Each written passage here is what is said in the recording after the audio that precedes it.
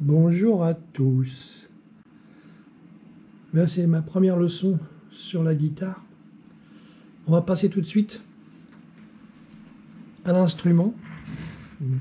Bon, mon instrument c'est une Gibson. On peut voir que les cases les plus importantes sont marquées 1, 3, 5, 7, 9, 12. On peut voir que à la 12e case, il y a deux petits points. Ces deux petits points marquent la moitié de cette distance-là au chevalet. Donc la distance de chevalet à la 12e est la même que la 12e auxiliaire.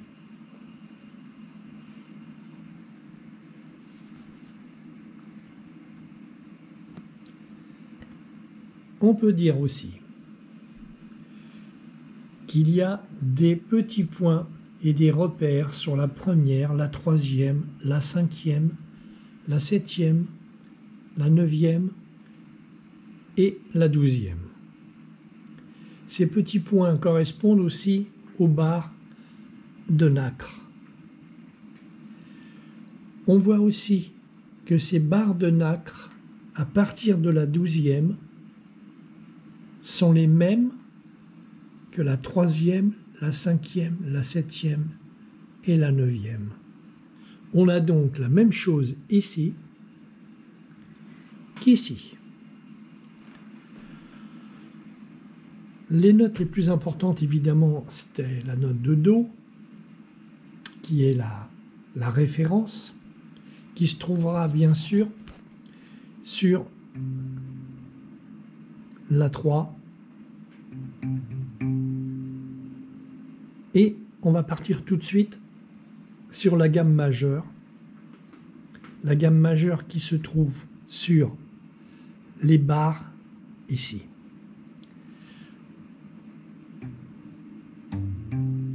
Do,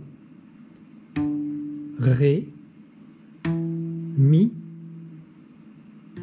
Fa, Sol, La, Do. On n'a utilisé que les cases marquées. Le Do, c'est la 1, que je prends en référence, c'est la tonique. La Ré, c'est la 2. La Mi, c'est la 3. La Fa, c'est la 4. Sol, la 5. La 6. Et la 8, c'est le Do. À l'octave, c'est le même que sur la 3.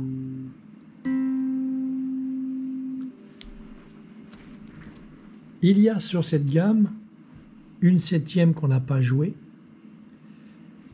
Je prends 1, 2, 3, 4, 5, 6, 7. La 7e, qui est majeure, se trouve juste avant le Do. Puisqu'on a le Do ici, on a le Do ici, on a le 7e également ici.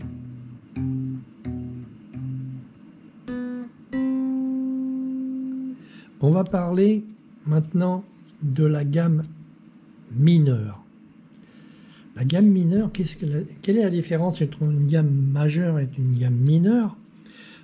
Un homme est majeur et un enfant mineur. C'est pareil pour la gamme. Un majeur est plus grand qu'un mineur. Donc si je prends la gamme majeure, on a une tonique et une tierce majeure. Si je fais une tierce mineure, je la diminue. Cet espace-là est plus petit que celui-là.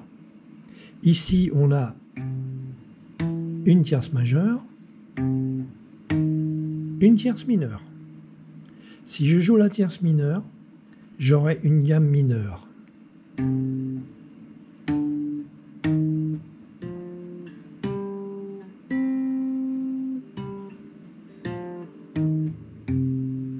Si je joue la tierce majeure, j'aurai une gamme majeure.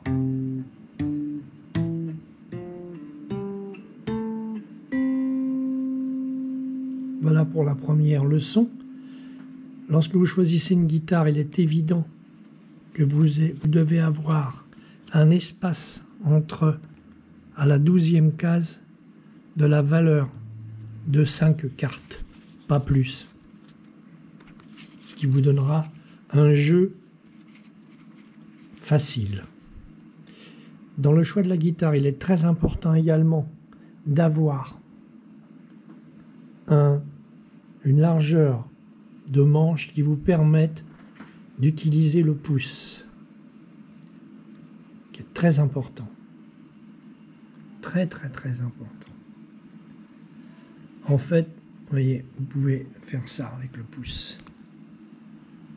Voilà.